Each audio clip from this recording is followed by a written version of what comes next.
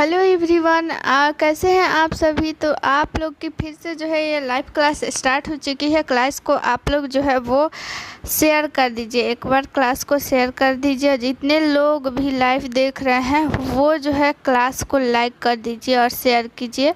तब तक जो है हम फर्स्ट क्वेश्चन जो है वो शुरू करते हैं। आप लोग जो है ज़्यादा से ज़्यादा लोग जुड़िए, ठीक है। चलिए फर्स्ट क्वेश्चन शुरू करते हैं। गर्भावस्था में पिट्यूटरी ग्रंथि में कौन सा परिवर्तन नहीं होता है।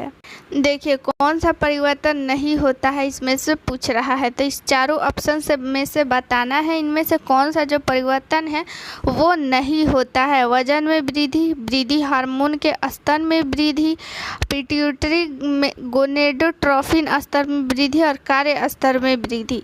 तो इसका आप लोग जो है आंसर कमेंट में दीजिए, इसका आंसर क्या होगा। तो देखिए इसका राइट आंसर हो जाएगा ऑप्शन नंबर सी। पिट्यूटरी जो है वो गोनेडोट्रोफिन स्तर में वृद्धि नहीं होता है। गोनेडोट्रोफिन जो है वो जो है स्तर जो है उसमें जो है पिट्यूटरी ग्लैंड जो है स्तर में वृद्धि नहीं करता है। देखिए वजन में भी वृद्धि होता है और वृद्धि हार्मोन के स्तर में भी वृद्धि होता है, ठीक है। स्तर में भी वृद्धि होता है। जब कोई लेडी प्रेग्नेंट होती है तो ब्रेस्ट जो है वो बड़ा हो जाता है, यानी उसमें वृद्धि हो जाती है। हर कार्य स्तर में भी वृद्धि होती है। तो बात आया यहाँ पे पिट्यूटरी ग्लैंड का। तो बात करते हैं पिट्यूटरी ग्लैंड आखिर पाया कहाँ जाता है। चलिए आप लोगों को फिगर के माध्यम से बताते हैं। देखिए ये रहा मस्तिष्क, और मस्तिष्क में ही जो यहाँ पे दिख रहा है छोटा सा येलो कलर का, यही है पिट्यूटरी ग्लैंड। और ये कहाँ पाया जाता है, मस्तिष्क में पाया जाता है। इस चीज़ को याद रखिएगा। और जो है पिट्यूटरी ग्लैंड को जो है हिंदी में पीयूष ग्रंथि भी लिखता है, तो इस चीज़ को याद रखिएगा। और इसी को जो है मास्टर ग्लैंड भी बोलते हैं। अगर सबसे छोटी ग्रंथि पूछे तो वो भी जो है वो पिट्यूटरी ग्लैंड ही हो जाएगा। इस चीज़ को आप लोग याद रखिएगा। अगर पिट्यूटरी ग्लैंड जो है कभी कभी ऑप्शन में नहीं देता है तो ऑप्शन में एक चीज़ यहाँ पे रहता है, कौन सा ग्रंथि, पीनियल ग्रंथि। सबसे छोटी ग्रंथि जो होता है वो पीनियल होता है, लेकिन कहीं कहीं ऑप्शन में नहीं देता है पीनियल ग्लैंड, तो वहाँ पे हो जाता है पीयूष ग्रंथि। ज़्यादातर जगह आप लोग को पीयूष ग्रंथि ही मिलेगा, लेकिन उससे भी छोटा होता है पीनियल ग्लैंड। तो इसको आप लोग ऑप्शन के हिसाब से आप लोग देख लीजिएगा, लेकिन ज़्यादातर देता है पिट्यूटरी ग्लैंड ही देता है।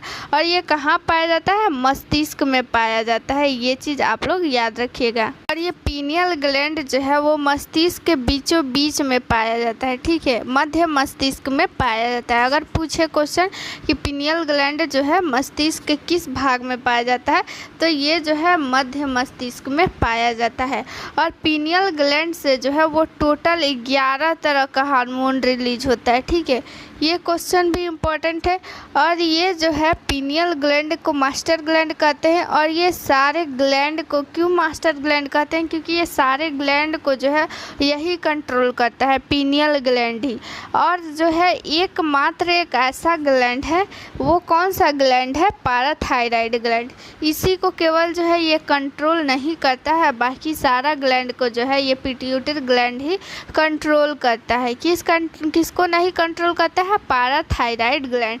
थायराइड ग्लैंड के पीछे पाया जाता है क्या, पाराथायराइड ग्लैंड। थायराइड ग्लैंड कहाँ पाया जाता है, तो ये गर्दन में पाया जाता है, यहाँ पे इस एरिया में, यहाँ पे थायराइड। यही जब थायराइड होता है तो यही थायराइड ग्लैंड जो है वो फूल जाता है। आप लोगों को पता होना चाहिए।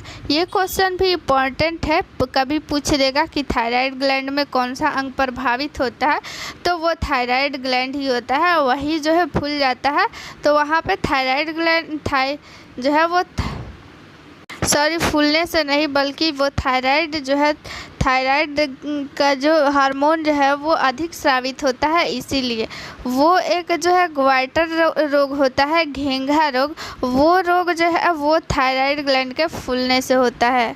पिट्यूटरी ग्लैंड की बात करें तो पिट्यूटरी ग्लैंड जो है इसका भार कितना होता है, 0.6 ग्राम भार होता है, ठीक है। थायराइड ग्लैंड से कौन सा हार्मोन स्रावित होता है? थायराइड जो है हार्मोन स्रावित होता है, TSH, इसको लिखते हैं TSH, थायराइड स्टिमुलेटिंग हार्मोन। इसी से TSH भी निकलता है और STH भी निकलता है और LTH, ये जो है तीनों हार्मोन जो है, और फिर ऑक्सीटोसिन भी इसी से निकलता है। ये चीज़ आप लोग याद रखिएगा। चलिए नेक्स्ट क्वेश्चन देख लेते हैं। दूसरा क्वेश्चन आप लोग इसका भी कमेंट में आंसर दीजिएगा, क्या आंसर होगा इसका, राइट आंसर क्या होगा। निम्न में से कौन से गर्भवती शासन क्या हो गया, आज केवल उल्टा ही पढ़ा रहा है। निम्न में से कौन से गर्भ निरोधक साधन के फैल हो जाने से अस्थानिक गर्भावस्था हो सकती है। यानी कहने का मतलब यहाँ पे देखिए फैल नहीं होगा, यहाँ पे होगा फेल, ठीक है। यानी इनमें से कौन सा जो है गर्भ निरोधक का साधन ये दिया हुआ है, चारों जो है वो गर्भ निरोधक का साधन दिया हुआ है। तो यही पूछ रहा है कौन सा इसमें साधन है जिसके फेल हो जाने से जो है वो अस्थानिक गर्भावस्था हो जाती है। चलिए ऑप्शन नंबर फर्स्ट है IUD, इंट्रायूटेराइन डिवाइस। इसका फुल फॉर्म आप लोग याद रखिएगा, IUD माला एंड कंडोम और सुरक्षित अवधि विधि। तो देखिए इसका ऑप्शन नंबर क्या हो जाएगा, ऑप्शन नंबर ए जो है वो राइट आंसर हो जाएगा। इसका आप लोग फुल फॉर्म ज़रूर से याद रखिएगा, इंट्रायूटेराइन डिवाइस। ये एक प्रकार का उपकरण है और ये किससे बना होता है, ये तांबा से बना रहता है, यानी कि कॉपर से बना रहता है, और प्लास्टिक जो है प्लास्टिक से भी, दोनों से मिलकर बना रहता है। बात आया है यहाँ पे अस्थानिक गर्भावस्था। अस्थानिक गर्भावस्था अस्थायी गर्भावस्था या अस्थानिक गर्भावस्था एक मेडिकल कंडीशन है जिसमें गर्भाशय के बाहर गर्भाशय के अन्य हिस्से में गर्भवती हो जाती है। सामान्यतः गर्भावस्था गर्भाशय में निष्पन्न होती है, लेकिन अस्थायी गर्भावस्था में एक्स्ट्रा गर्भाशयी हिस्सा जैसे फैलोपियन ट्यूब, गर्भाशयी पैरा या अन्य अंग में जो है वो गर्भावस्था हो जाती है। तो आप लोग को समझ में आ गया होगा कि जो है यूट्रस को छोड़कर अन्य हिस्सा में जो डेवलप होने लगता है जाइगोट, तो उसी को अस्थानिक कहते हैं। अस्थानिक गर्भावस्था यानी कि क्या, अपने वो जो है स्थान में जो है वो गर्भावस्था नहीं है, किसी और स्थान में है। इसको इंग्लिश नाम इसका भी याद रखिएगा, एक्टोपिक, ठीक है। इसका कहीं कहीं एक्टोपिक भी नाम दे देता है, तो ये दोनों चीज़ आप लोग नाम याद रखिएगा। ये आप लोग को समझ में आ गया। और ये भी इम्पोर्टेंट है आप लोग को जो बताए, कॉपर IUCD 380 और 375, तो ये चीज़ जो है याद रखिएगा। कभी मान लीजिए ऑप्शन में दे देगा कि 380 कॉपर IUCD 380 एक कितने वर्षों तक यूज होता है, 5 वर्ष दे देगा, 10 वर्ष दे देगा, 15 वर्ष दे देगा और फिर 7 वर्ष दे देगा। तो ये फिर आप लोगों को चूज करना रहेगा।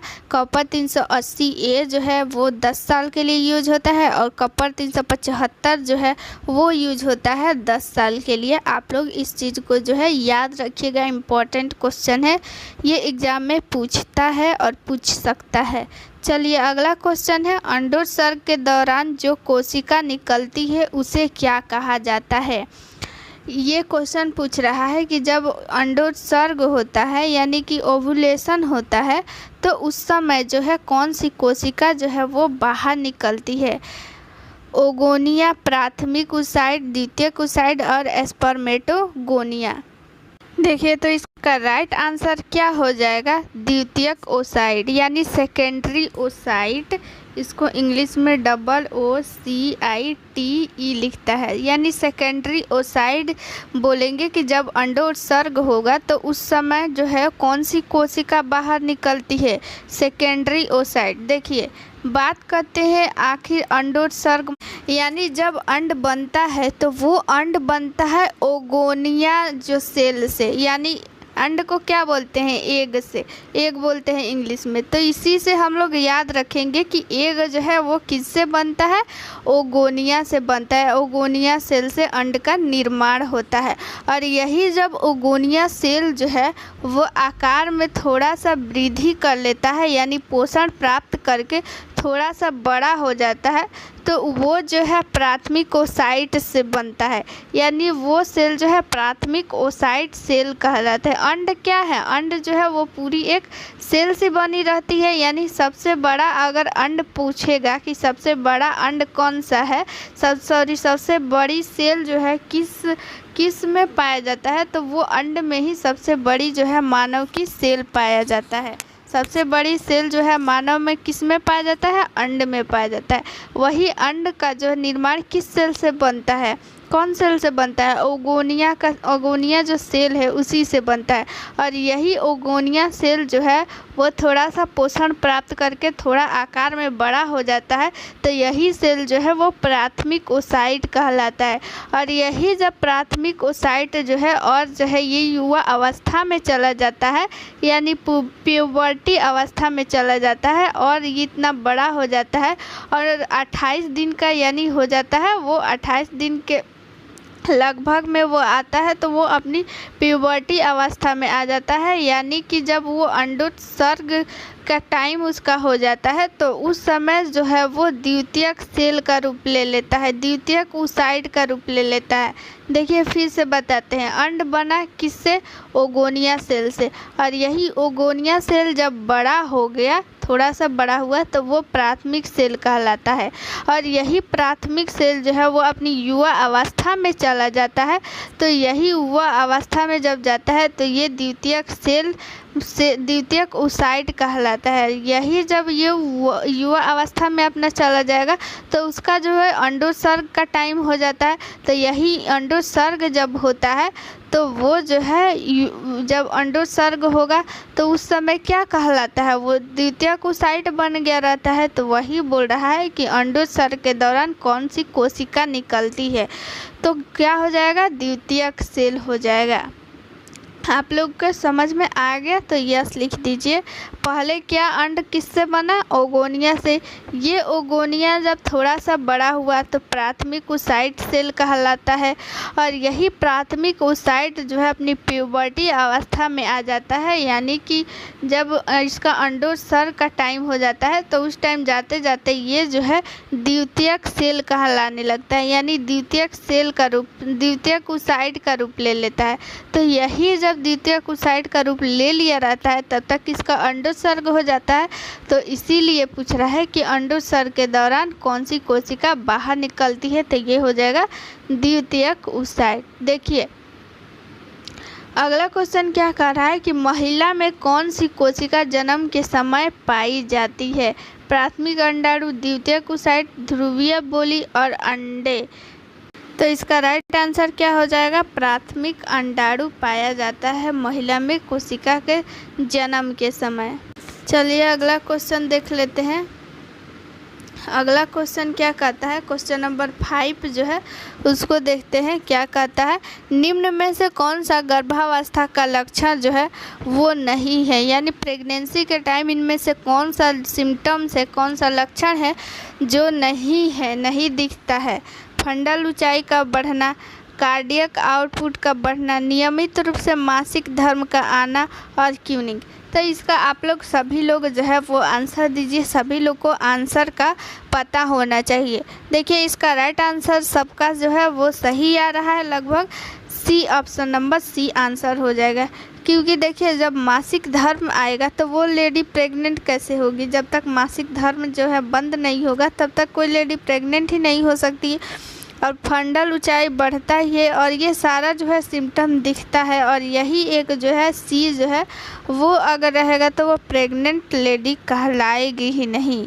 चलिए अगला क्वेश्चन देख लेते हैं। अगला क्वेश्चन क्या कहता है? जन्मजात रूबेला का निम्न में से कौन सा जो है वो लक्षण नहीं है? बहरापन, मोतियाबिंद, हृदय संबंधी विकार और cleft lip and cleft plate. इसका आप लोग राइट आंसर बताइए क्या हो जाएगा। इसका राइट आंसर हो जाएगा ऑप्शन नंबर डी, यानी कि क्लेफ्ट लिप और क्लेफ्ट प्लेट जो है ये एक प्रकार का जन्मजात रोग है। ये जो है एक अलग ही जन्मजात रोग है, वो इसमें जो है रूबेला में है नहीं आएगा, ठीक है। और जो जन्मजात रूबेला रहेगा उसमें बहरापन रह सकता है, मोतियाबिंद या फिर हृदय विकार भी हो सकता है।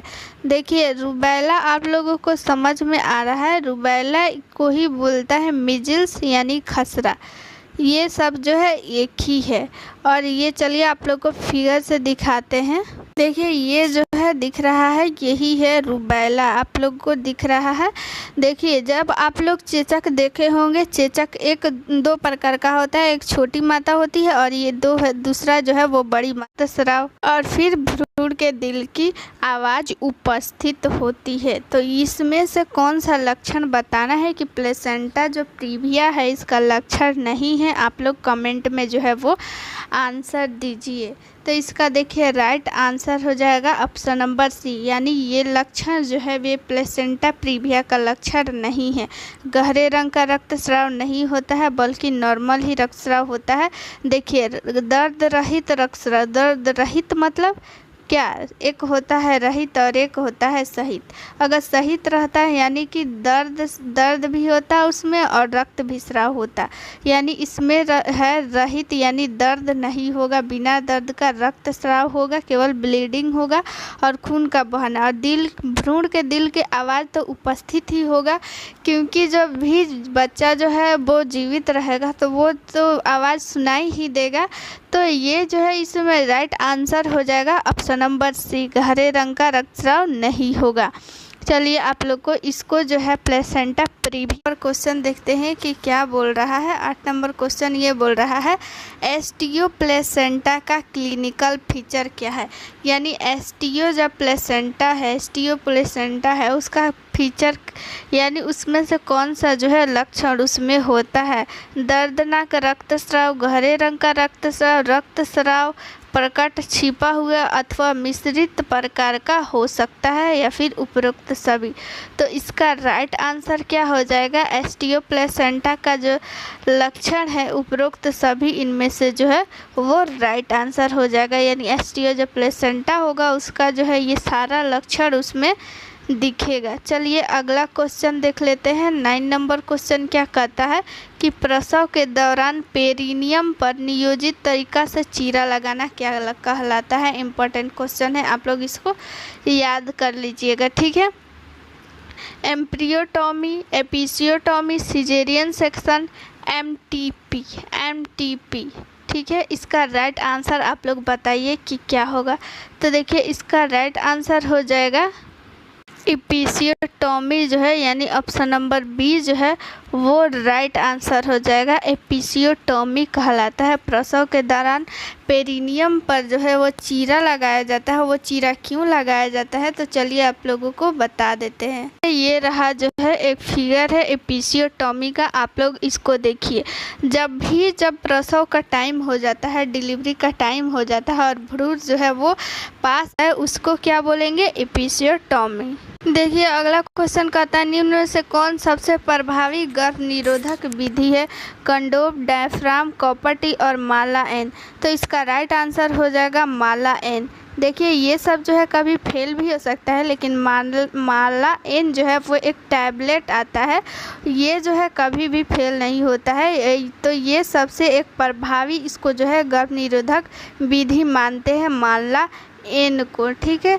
तो चलिए आज का जो है वो लाइव क्लास आप लोगों का समाप्त होता है और रोज़ आप लोग जो है लाइव क्लास में ज़रूर जुड़िएगा ताकि आप लोगों को भी अच्छा लगे और क्लास को शेयर कर दीजिए और मिलते हैं नेक्स्ट वीडियो में। Thank you.